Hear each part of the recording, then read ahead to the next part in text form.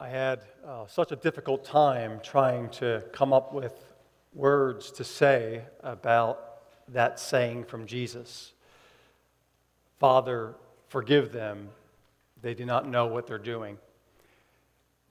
My struggle with that saying is not interpretive. There's no problem or debate about the Greek or Aramaic. It's a pretty straightforward saying. It's pretty clear. In fact, my struggle with that saying of Jesus from the cross is not its ambiguity, but its clarity. I struggle with it because, not of its interpretation, but because of its application for those of us who want to live out the values of Christ in this world.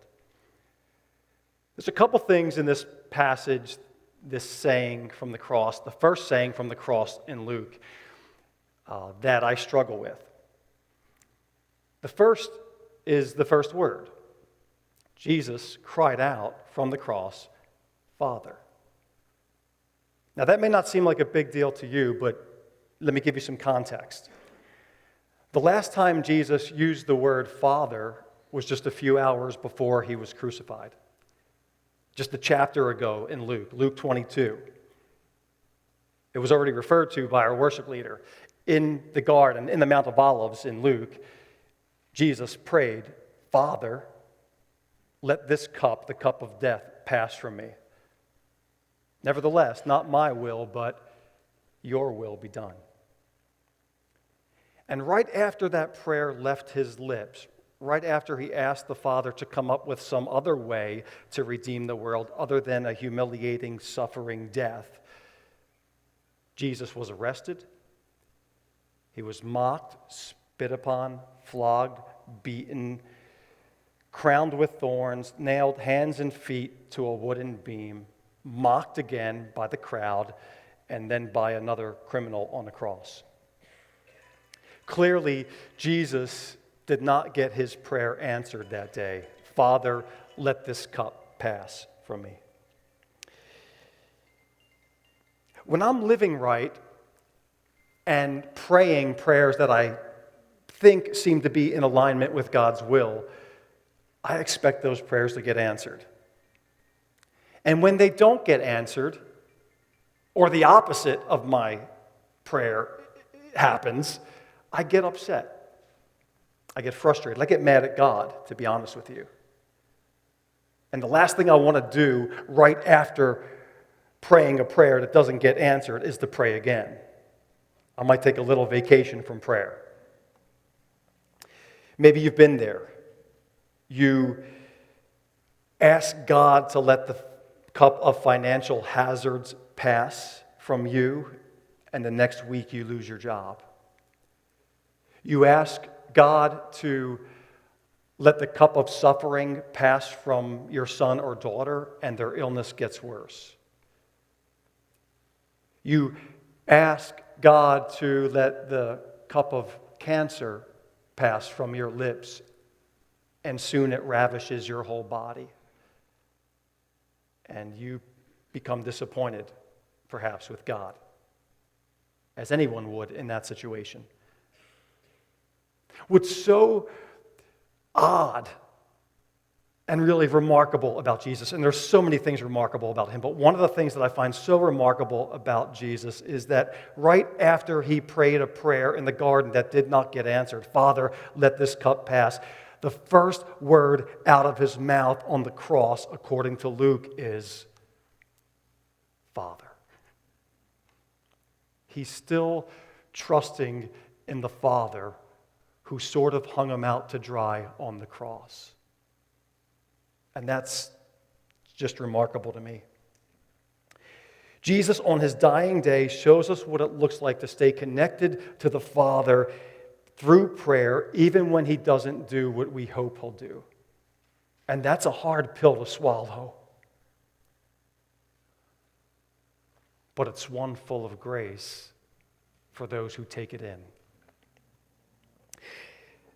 The second part of that saying from Jesus on the cross that I struggle with a lot, it's more challenging, is the forgive them part. Father, forgive them. They do not know what they're doing.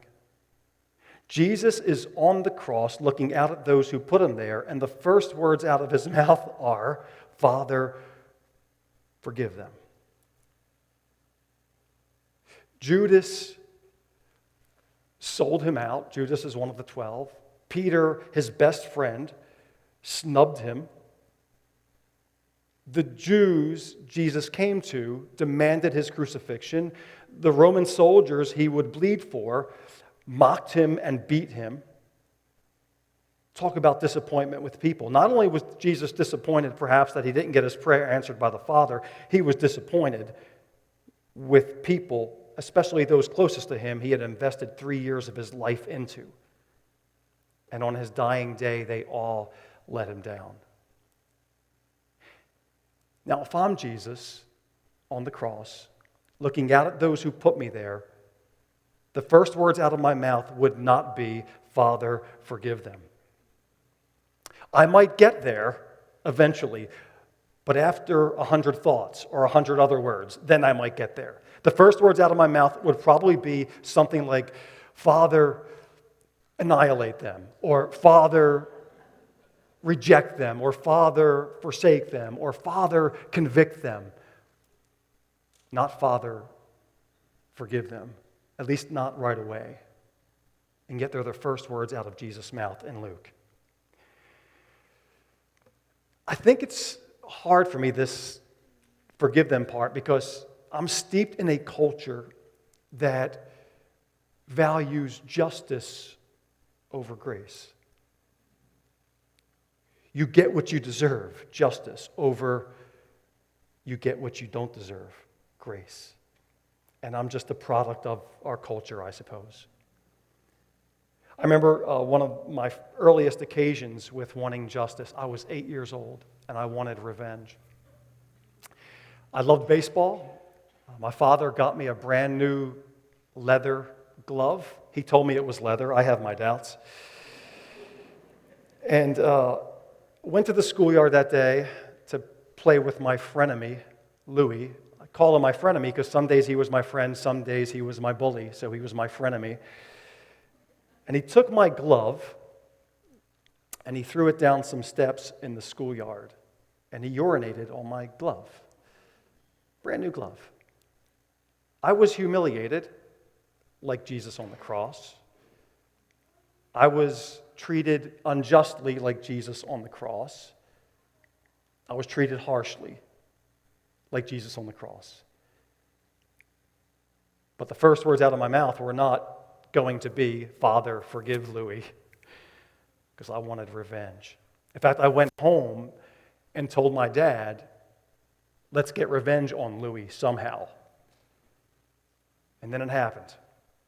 A few days later, I got up the nerve to go back to the schoolyard, and there was Louis.